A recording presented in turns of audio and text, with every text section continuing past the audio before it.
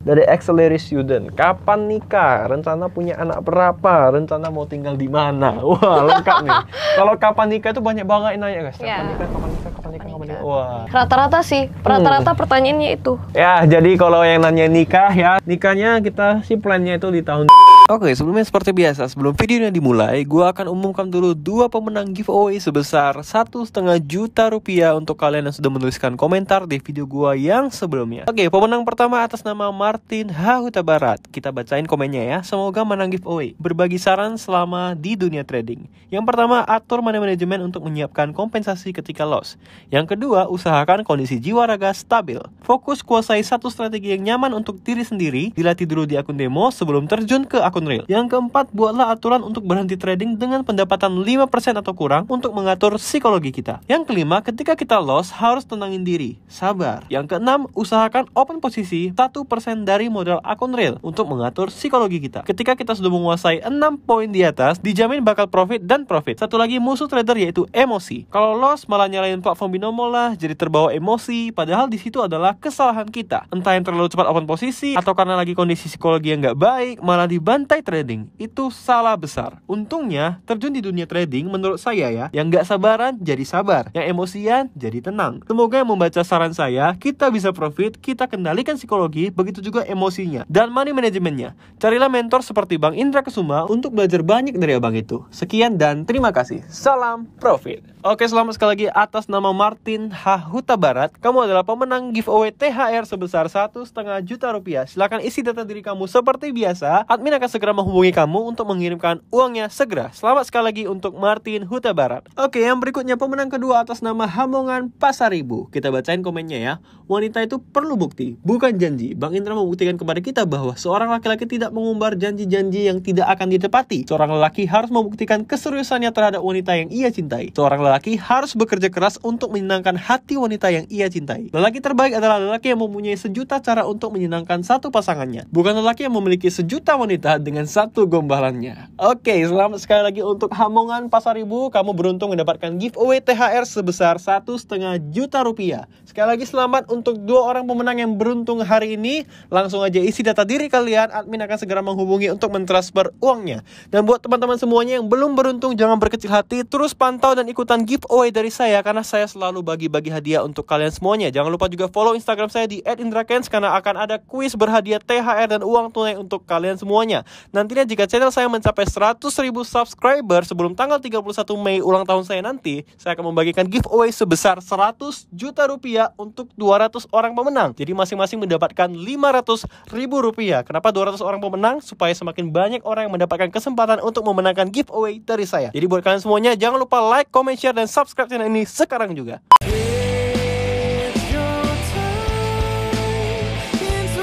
Bang Indra, terima kasih atas giveaway-nya. Terima kasih buat Kak Indra Kesuma yang sudah memberikan giveaway sebesar 1 juta rupiah kepada saya. Terima kasih ya Mas Indra atas giveaway-nya. Terima kasih kepada Kak Indra Ken. Terima kasih banyak buat Bang Indra Kesuma yang telah memberikan saya hadiah giveaway sebesar 1 juta. Alhamdulillah, terima kasih Bang Indra untuk hadiah giveaway-nya. Assalamualaikum warahmatullahi wabarakatuh. Terima kasih buat Kak Indra. Ini giveaway-nya betul-betul luar biasa. Hadiahnya sangat bermanfaat buat saya dan keluarga. Makasih Bang. Teman-teman yang melakukan giveaway silahkan cek channelnya Indra Kesuma. Terima kasih buat Mas Indra. Gak nyangka saya bisa menang. Terima kasih Bang Indra, giveaway-nya sudah saya terima. Terima kasih buat Kak Indra Kesuma yang telah memberikan saya giveaway sebesar 1 juta rupiah. Terima kasih Kak Indra untuk hadiah giveaway-nya sebesar 1 juta rupiah. Hadiah ini sangat bermanfaat bagi saya. Dan teman-teman jangan lupa untuk subscribe, like, dan komen ya. Oke, terima kasih.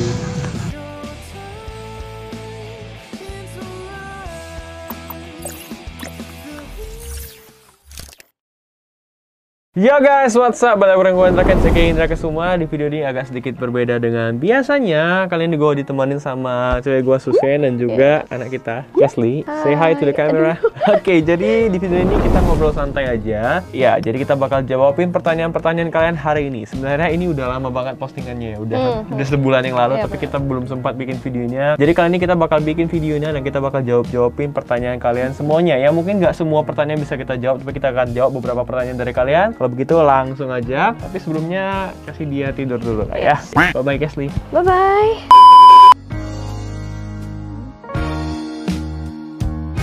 So, jadi pertanyaan-pertanyaan yang akan kita jawab adalah pertanyaan-pertanyaan yang ada di kolom komentar postingan gua yang ini. Langsung aja, yang pertama ini dari Sarsari. Ya, Sarsari. Kakak udah kerjaannya selain trading apa aja? Kakak kapan buat meet and greet? Ya, jadi selain trading, gua juga ada investasi di Bitcoin, ada main saham juga, gua ada jual beli mobil bekas, gua juga punya startup di bidang digital marketing, dan pokoknya itulah. Kadang-kadang juga nyanyi di wedding juga masih ada, nyanyi di kafe juga, di event-event juga ada. Tapi karena corona ini ya kerjaan gue cuma trading doang dan bahas-bahasin chat member. Kalau kamu kerjaannya apa? Jadi kalau dia ini kerjaannya adalah bantuin gue, dia manage schedule gue. Kan balasin chat tuh kan banyak banget, jadi dia yang bantu manage schedule gue. Dan dia ini manajer finance keuangan gue. Pokoknya kalau ada apa-apa, kita mau beli barang apa aja harus lewat izin. Siap Ibu Negara?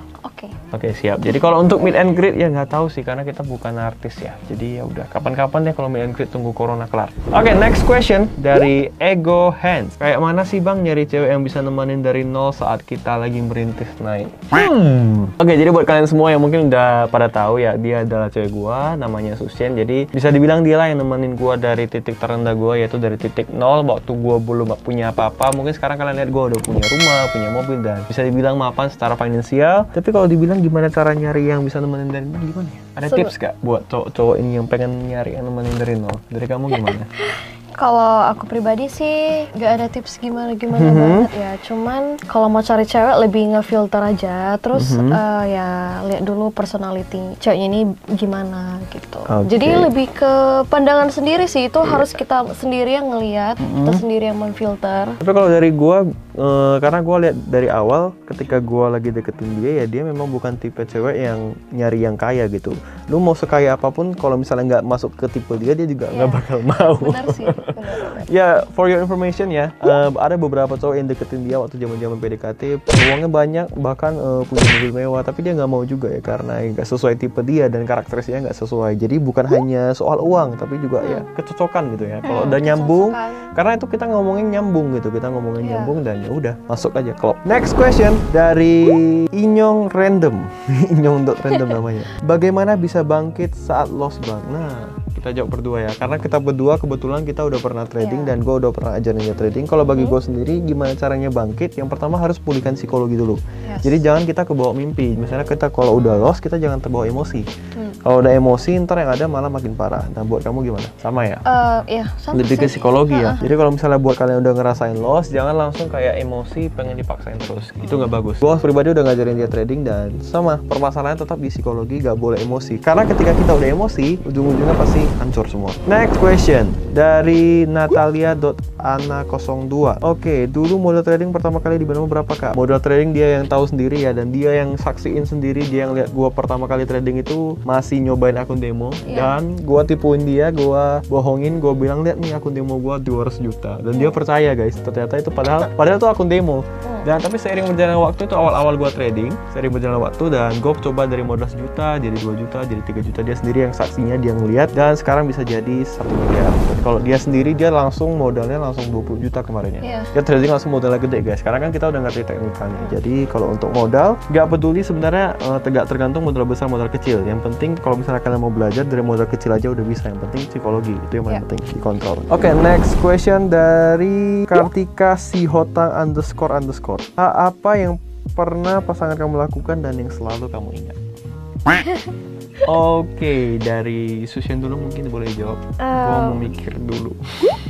Hal apa yang pernah pasangan kamu lakukan dan yang selalu kamu ingat? Sebenarnya kalau ditanya gitu semua ingat sih, cuman spesifik ya, yang paling diingat. Yang paling diingat. Mungkin pas aku birthday, dia bisa ngumpulin semua orang-orang terdekat aku, walaupun dia pada saat itu sama sekali nggak kenal. Kayak contohnya sahabat-sahabat aku, orang-orang terdekat aku gitu. Dia chat mereka semua gitu untuk kumpul di satu tempat pada saat aku birthday. Oke, jadi itu waktu birthday di tahun 2019 ya? Iya, betul. Itu yang paling kamu ingat ya? Iya. Jadi gua kumpulin teman-temannya guys, padahal gak begitu kenal, gua chat semuanya, dan itu surprise buat kamu ya. Dan pada saat itu masih belum kaya ya. belum sebanyak sekarang, masih merintis. Kalau yang paling gua ingat dari dia itu adalah surprise Valentine dia yang kemarin. di tahun 2020. Jadi dia itu tipe orang yang gak suka yang aneh-aneh, yang gak suka yang macam-macam. Tapi waktu Valentine itu dia kasih gue satu surprise kayak kado yang kotak besar. Kalau dibuka itu ada balon-balonnya, terus ada tulisan bagaimana, ada foto-foto kita juga banyak banget, dan salah satu lampu itu di belakang. Jadi di situ gue sampai terharu karena gue gak nyangka dia bisa mempersiapkan sedemikian rupa, dan itu yang paling gue ingat. Tapi kalau keseluruhan sebenarnya banyak yang diingat sih. Dari kegiatan kita sehari-hari kita bercanda, kita ngomongnya suka ngakak-ngakak, itu sering sih, banyak banget. Dan bahkan kalau misalnya diingat satu persatu ya banyak banget. Kalian tahu nggak guys, ini cakep-cakep begini dia suka nyiumin ketek gue. Pokoknya kita aneh-aneh guys, kita itu suka bercanda, dan ya kita nggak seperti orang pacaran, lebih ke orang berteman sih. Kadang-kadang suka kayak berantemnya juga kayak berantem sama teman gitu. Jadi banyak hal sih kalau dibilang. Oke, next question ya, dari Maderiko 1205. Bang, kalau misalnya sekarang kakak kehabisan segala harta kakak dan jatuh di titik bawah dalam hidup kakak, apa yang bakal kakak lakukan?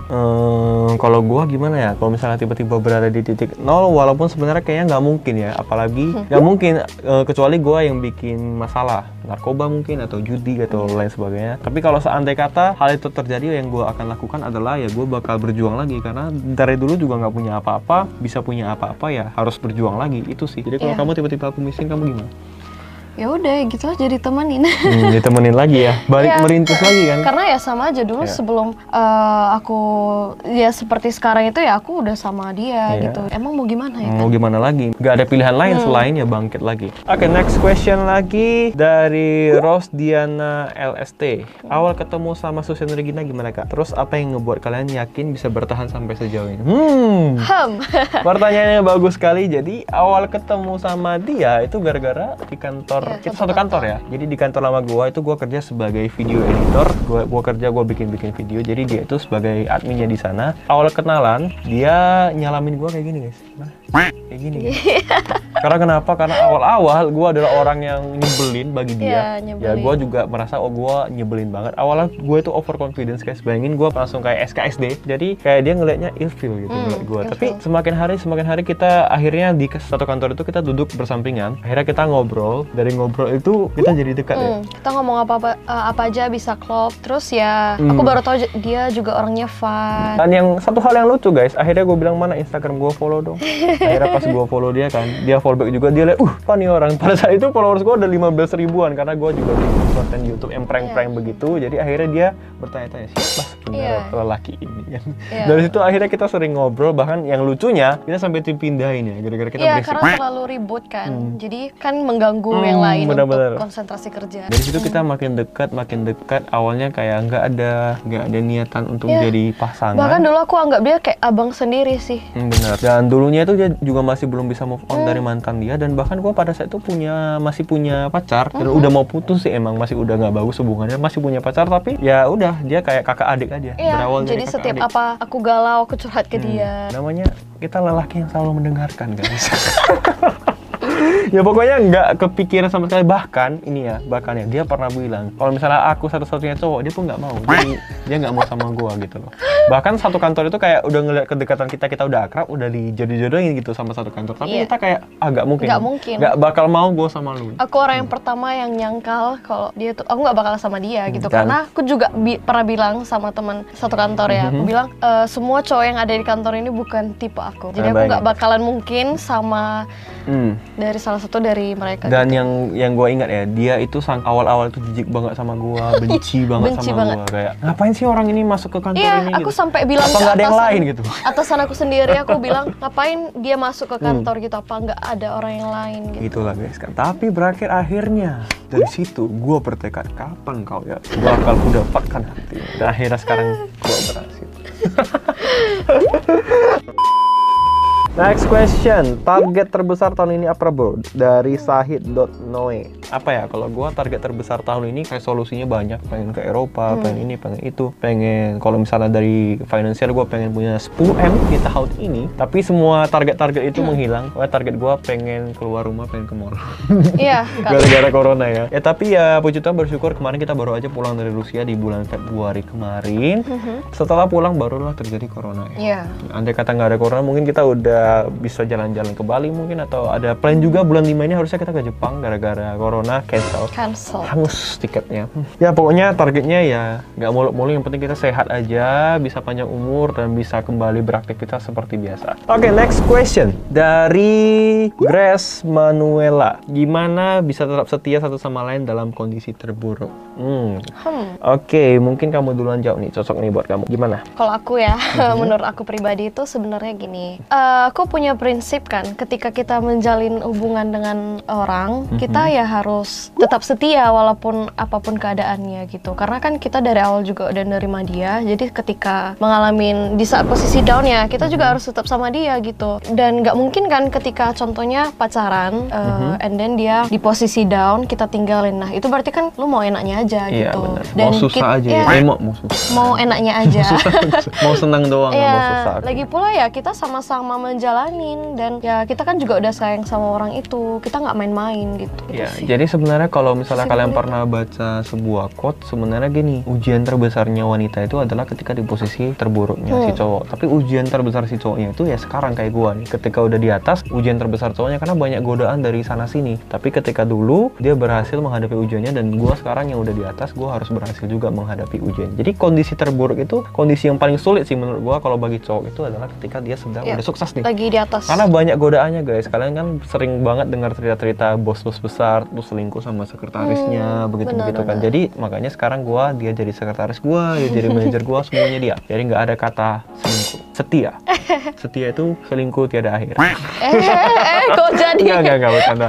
Next dari Uda Koto 93. Apa saja 5 hal yang paling membuat Bang Indra bersyukur saat ini? 5 hal yang paling membuat gue bersyukur saat ini adalah ketika posisi gue yang terburuk itu gue punya orang yang nemenin gue dan support gue. Jadi psikologi gue dalam trading itu juga bisa lebih baik. Yang kedua pastinya gue di posisi sekarang lagi COVID-19, lagi ada masalah, lagi corona, bisnis semua pada jatuh. Tetap bersyukur karena tetap bisa makan enak, tetap bisa ya bersama keluarga, tetap bisa menikmati hidup ibaratnya. Yang ketiga yang pastinya banyak banget sih. Iya, banyak apa sih. aja, bahkan nafas kehidupan kita masih bisa bernapas, masih sehat, bangun itu masih punya tangan, punya kaki, lengkap semua itu juga bisa disyukurin. Keempat, kadang-kadang gue lihat komen-komen kalian di Instagram, postingan-postingan kalian, dari komentar-komentar kalian di YouTube yang berkata bahwasanya setiap postingan gue itu menjadi inspirasi bagi kalian. Di situ gue bersyukur karena hidup gue itu bisa berguna, dan dari postingan gue, dari setiap apa yang gue lakukan, kalian bisa ibaratnya dapat inspirasi. Di situ membuat gue bersyukur. Dan yang terakhir gue bersyukur adalah karena gue beruntung banget punya seseorang yang menemani gue. Tadi udah sih yang nomor pertama, tapi ini lebih lagi guys, karena ini bersyukurnya harus double, 2 kali lipat.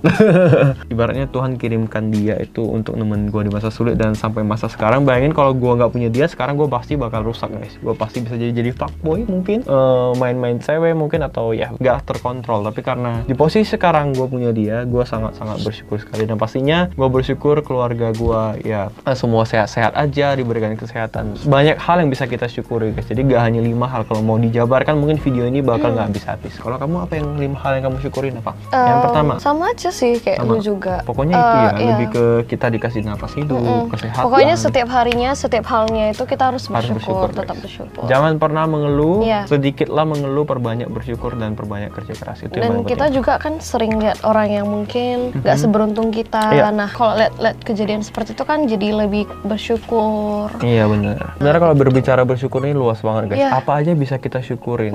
Jadi kalau contohnya kita kecelakaan nih, kita kecelakaan jatuh dari sepeda motor, itu pun bisa disyukurin. Syukur masih hidup gitu. Iya benar. Syukur luka ringan gitu. Jadi kalau kita mau melihat sisi dari hal yang positif, itu semua hal itu bisa disyukurin. Next question dari MF.Dika. Bang, kalau semua orang jadi trader gimana? Gak bisa sih. Kalau semua orang jadi trader pasti kacau. Siapa yang jadi dokter, siapa yang jadi guru. Kehidupan itu udah ada balance-nya sih. Jadi semuanya itu udah ada yang ngatur gitu loh. Jadi nggak bisa juga semua jadi trader. Bayangin siapa yang jadi presiden gitu.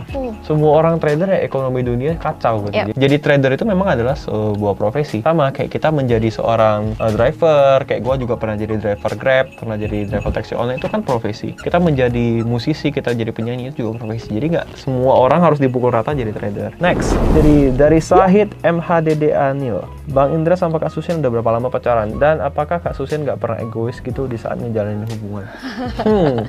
Jadi kalau kita pacaran itu baru setahunan ya, kurang lebih 1 tahun lebih aja, lebih dikit. Dan kalau misalnya masalah egois, gak hanya dia egois, bahkan gue juga, kita semua berdua itu sering egois. Ya pastinya pernah, bahkan bisa dikatakan sering. Kita berdua ini berantem, kalau berantem lumayan ngeri guys, lumayan mengerikan. Jadi ya kita masing-masing punya ego. Dan untuk menangani hal seperti itu, kita bahkan sampai bikin pokoknya tanggal ganjil itu dia harus ngalah, tanggal genap gue harus ngalah. Jadi bicara ego itu adalah satu hal yang sulit sekali untuk dikendalikan. Next question dari Lega Ariska. Kasih motivasi bang supaya hidup kita penuh dengan semangat. Gimana ya motivasinya? Makanya lu cari cewek cakep, lu kerja keras supaya lu ngelihat, ketika lu ngelihat muka cewek lu itu lu pasti termotivasi. Kalau gue sih kayak gitu. Pokoknya nggak ada motivasi apapun ya. Lu mau dengar seminar motivasi dari Rihanna mungkin atau siapa motivator terkenal, kalau nggak dari lu yang mengeksekusi atau melakukannya, sama aja percuma gitu. Dan sebenarnya kalau kita kayak contohnya kita dengar motivasi dari orang-orang motivator terkenal kan, itu sebenarnya kita udah tahu apa yang dia bilang, cuman kita nggak lakuin atau dia sekedar remind kita, ngingatin reminder kita doang guys. Jadi gue bahkan udah pernah ikut seminar motivasi dari Anthony Robbins, itu salah satu motivator terkenal dengan tiket yang mahal banget. Gue beli yang tiket yang paling murah itu di Singapura, itu aja 8 juta guys. Yang paling mahal VVIP itu bisa 40-50 juta. Dan di sana ya yang dia katakan itu semua ada di YouTube, ada di Google, dan ada di buku dia gitu ya, tentang ya bagaimana kita harus percaya, kita harus yakin gitu. Bahkan gue udah pernah jalan di atas api di seminar Anthony Robbins itu, jalan di atas api. Intinya ya lu harus face rasa takut lu gitu, lu harus hadapi ya. Pokoknya itu doang gitu. Mau seminar motivasi terhebat di dunia sekalipun, kalau lu udah datang ke situ terus lu nggak eksekusi, lu nggak praktek, sama aja. Sama aja. Tapi motivasi terbesar gue adalah ketika gue melihat wajah yang cantik, gue langsung semangat kerja karena pengen dihalalin guys. Iya.